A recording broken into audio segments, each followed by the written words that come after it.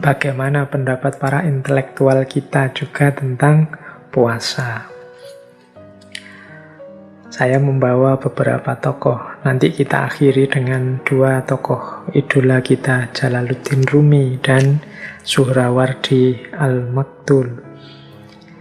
Saya bawa misalnya, ini ada pendapat bagus dari Syekh Waliyullah Ad-Dihlawi. Syekh Waliyullah Ad-Dihlawi ini pembaharu Muslim, ahli hadis, ahli sejarah, ahli filsafat, ahli teologi. Dia ini pelopor modernisme dalam dunia Islam. Beliau menyatakan begini tentang puasa.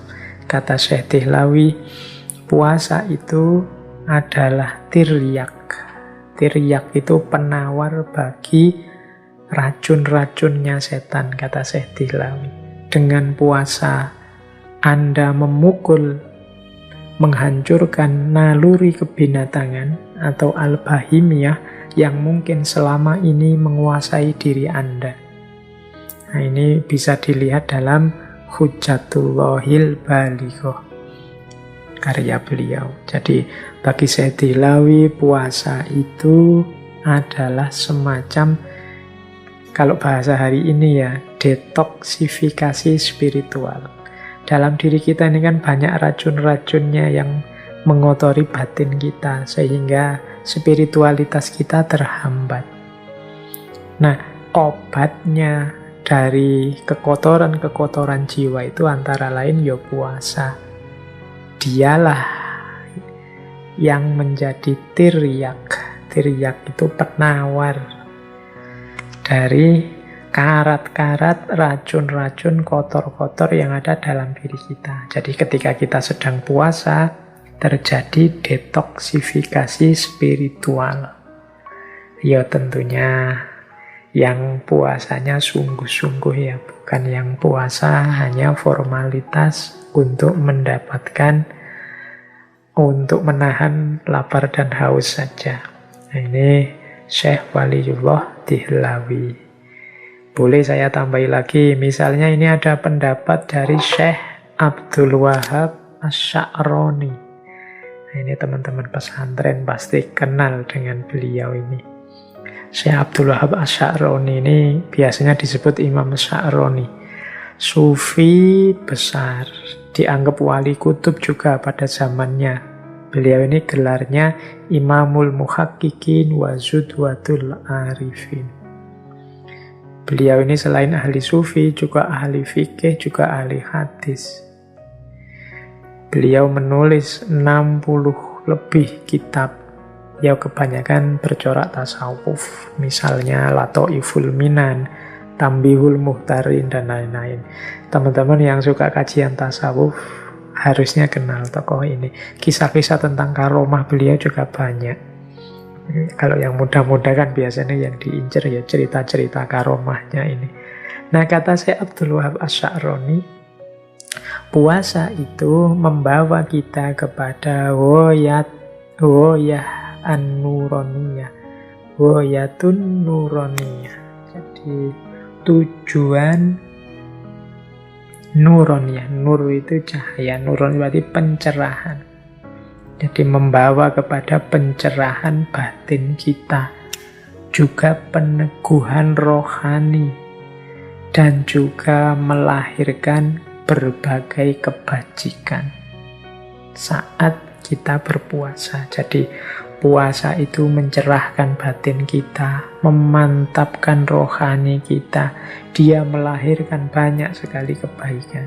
Nah, ini Tambihul Muhtarin, Syekh Abdul Wahab Asy-Sya'rani. Nah, ini boleh juga kita jadikan referensi. Jadi ternyata pencerahan batin kita, laku kita untuk membuat diri kita bercahaya antara lain bisa melalui jalur puasa.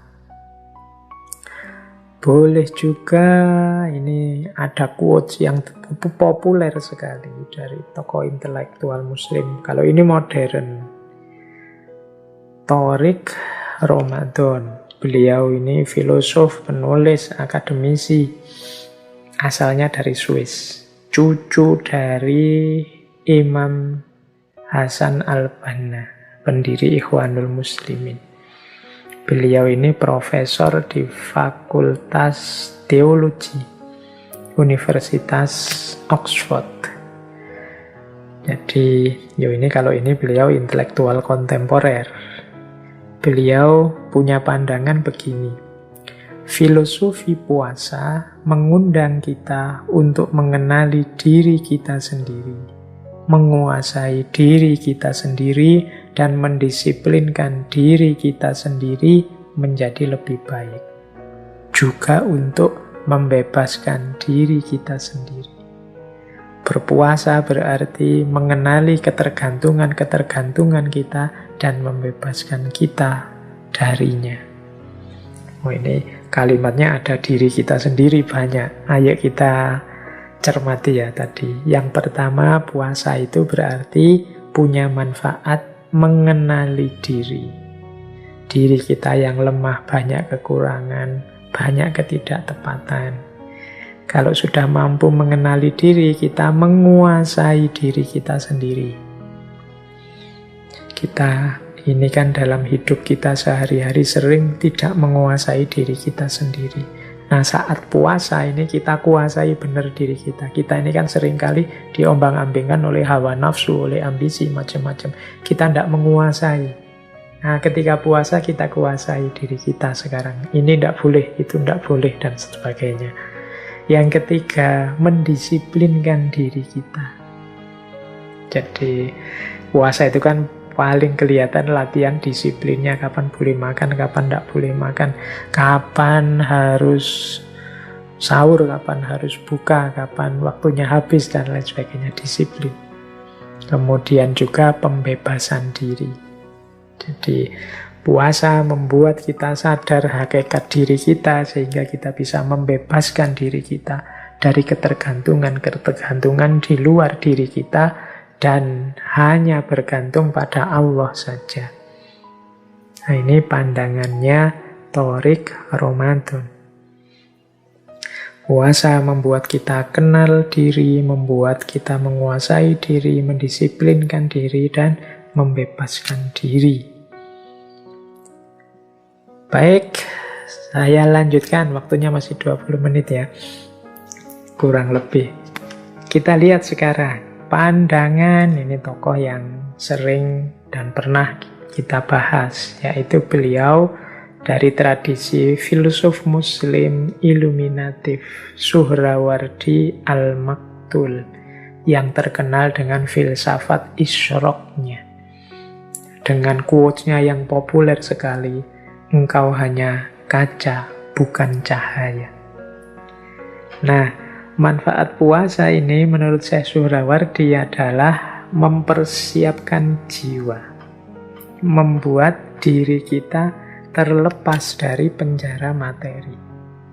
Dan siap untuk mendapatkan cahayanya Allah. Kata Syekh Suhrawardi, puasa itu mempersiapkan diri kita sebelum memperoleh pengetahuan. Makanya Syekh Suhrawardi, ini ada kisah begini, menyarankan orang yang ingin membaca kitab filsafatnya yang judulnya Hikmatul Isyrok itu, oleh Syekh Suhrawardi disarankan puasa dulu 40 hari. Mengapa harus puasa 40 hari? Katanya Syekh Suhrawardi, kalau tidak puasa, orang yang membaca kitab itu tidak akan dapat manfaat apa-apa. Paling hanya menemukan kumpulan huruf-huruf mati. Mungkin hanya ngerti maksudnya, tapi tidak akan berpengaruh terhadap hidupnya. Jadi, puasalah dulu, kata Syekh Suhrawardi, 40 hari. Kalau sudah puasa, maka selama 40 hari ini menunjukkan orang ini sudah terbebas dari penjara materi. Kalau dia sudah bebas dari penjara materi, maka jiwanya sudah jernih dan siap untuk memantulkan cahayanya Tuhan atau pengetahuan. Jadi mungkin kemarin ada yang tanya ketika ada quotes, engkau kaca bukan cahaya, dan kemudian bagaimana Pak cara membersihkan batin yang seperti kaca itu, antara lain kalau tipsnya Syekh Suhrawardi ya dengan puasa. Puasa akan membuat kita lepas dari penjara materi dan kita masuk kelompok namanya Ikhwanut Tajrid. Nah, ini pandangan dari Imam Suhrawardi. Berarti ya kesimpulannya puasa itu menjernihkan jiwa, membuat kita lebih mudah menangkap pengetahuan yang merupakan cahayanya Allah. Ini boleh dipakai sebagai tips oleh para mahasiswa, para pelajar yang menanyakan apa manfaatnya puasa. Kemudian kita jelajah lagi. Ini waktunya tambah mepet.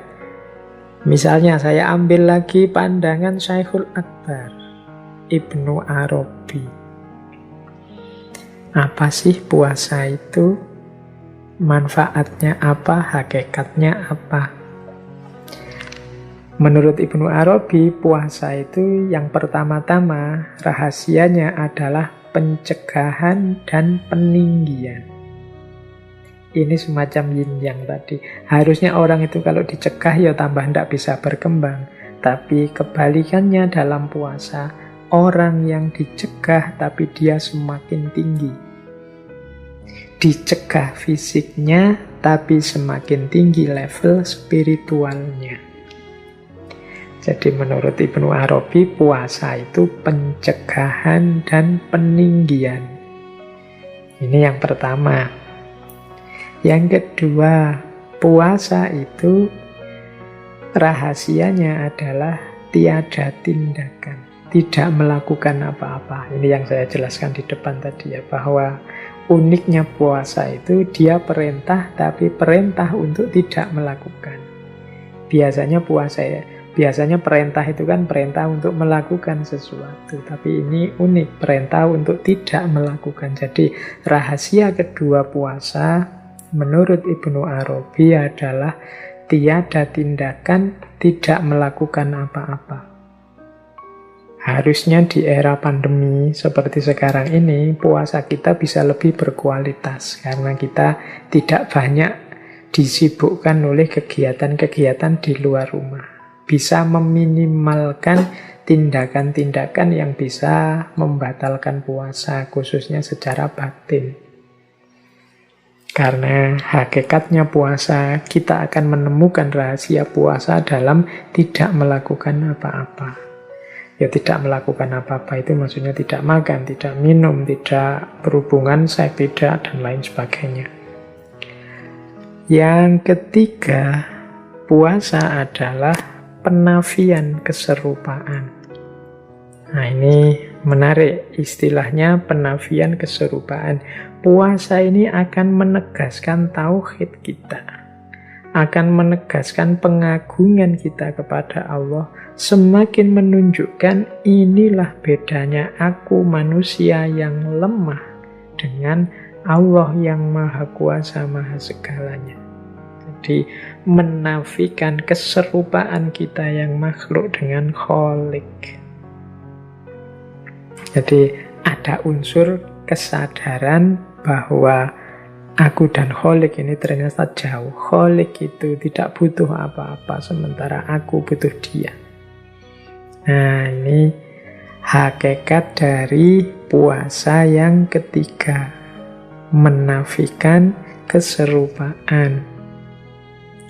Yang keempat, puasa adalah manifestasi dari sifat as-somadiyah. Ini dan al-haq sebagai tebusannya. Nah ini agak pelan-pelan menjelaskannya. Jadi teman-teman mungkin masih ingat ya salah satu sifatnya Allah, Allahus Somad. Jadi Allah satu-satunya tempat bergantung. Allah yang tidak tergantung apapun. Allah yang tidak butuh makan, tidak butuh minum, tidak tergantung pada makan, tidak tergantung pada minum. Itu sifat as-somadiyah. Dia tidak tergantung apapun, tapi semua makhluk bergantung padanya. Sifat as-somadiyah. Dari aspek puasa, as-somadiyah ini melatih manusia sebagaimana Allah yang tidak tergantung. Jadi di situ ada pelajaran tentang as-somadiyah, ketidaktergantungan. Manusia yang semula tergantung sama sekali dengan makan, latihan untuk tidak tergantung dengan makan. Ini dari sisi fisiknya, nanti dari sisi batinnya juga begitu. Tidak tergantung pada dunia, tidak tergantung pada ambisi, tidak tergantung pada jabatan, tidak tergantung pada target-target yang tidak penting dan lain sebagainya. Jadi ini manifestasi dari sifat Allah as-somadiyah. Maka puasa ini terus unik, khusus, istimewa. Sehingga Allah menyatakan wa ana atsibihi, dan akulah yang akan membalasnya. As-saumuli wa ana atsubi. Makanya Allah sebagai tebusannya. Seorang hamba yang bersusah payah untuk melepaskan ketergantungannya, sebagaimana Allah yang tidak tergantung apapun, bahkan dia jadi tempat bergantung. Ini kan perjuangan berat. Padahal sebelumnya sudah ditegaskan bahwa makhluk itu jauh, tidak mungkin setara, tidak mungkin serupa dengan Allah. Tapi orang-orang yang berpuasa ini berjuang mengatasi ketergantungannya dari selain Allah kepada Allah saja. Ini ada takhallaq bi ahlakillah dalam konteks as-somadiyah. Makanya perjuangan ini dibalas langsung oleh Allah, wa ana atsibihi. Makanya al-haq sebagai tebusannya. Nah, ini puasa kalau dalam perspektifnya Ibnu Arabi. Pencegahan dan peninggian, tiadanya tindakan, penafian keserupaan, dan juga manifestasi dari sifat as-somadiyah. Memang beliau ini ya sufi, jadi pandangan-pandangannya coraknya sufi. Sama seperti Suhrawardi tadi, karena beliau juga sufi, filosof, pandangan-pandangannya ya coraknya sufi, filosof. Baik, saya lanjutkan. Nah, sekarang kita ketemu tokoh terakhir kita, yaitu Jalaluddin Rumi. Ini kalau sudah membahas Maulana Rumi, mau tidak mau kita harus bertemu syair-syair beliau. Nah, sesi kita malam hari ini kita akhiri dengan syair-syair dari Maulana Jalaluddin Rumi yang berhubungan dengan puasa. Ini saya membawa beberapa, nanti ada yang panjang, ada yang saya potong-potong. Misalnya ini untuk menggambarkan pandangan beliau tentang puasa dari Masnawi. Saat mulut ini tertutup, mulut lainnya akan terbuka untuk siap menerima jamuan rahasia. Tahanlah bibirmu dari makan dan minum, bergegaslah menyambut hidangan langit. Ini secara sufistik Maulana Rumi ingin menjelaskan bahwa ya kalau mulut duniawi kita ini sangat sibuk, terbuka terus-menerus, tidak kita tutup-tutup. Ini kan semacam mulut yang menghadap ke arah dunia. Maka mulut ukhrawi, mulut yang satunya, yang berhubungan dengan langit, berhubungan dengan Allah, ya pastinya tidak akan kita perhatikan. Pastinya nanti dia terlantar, tidak pernah jadi fokus kita. Saat kita puasa, di balik mulut duniawi ini yang setiap hari terbuka sekarang ditutup. Saatnya bibir dan mulut ukhrawi terbuka menyambut hidangan dari langit. Jadi menyambut hadirnya Allah, menyambut hadirnya kebaikan, kebajikan, kebenaran dari langit yang selama ini sering tidak kita perhatikan karena kita terlalu sibuk mencari makanan untuk mulut duniawi kita. Nah, ini salah satu syair beliau. Ada juga syair ini dari Diwani Syams. Beliau bilang begini, meski ragamu akan memucat sebab puasa, namun jiwamu akan melembut bagai sutra. Pintu-pintu langit akan terbuka.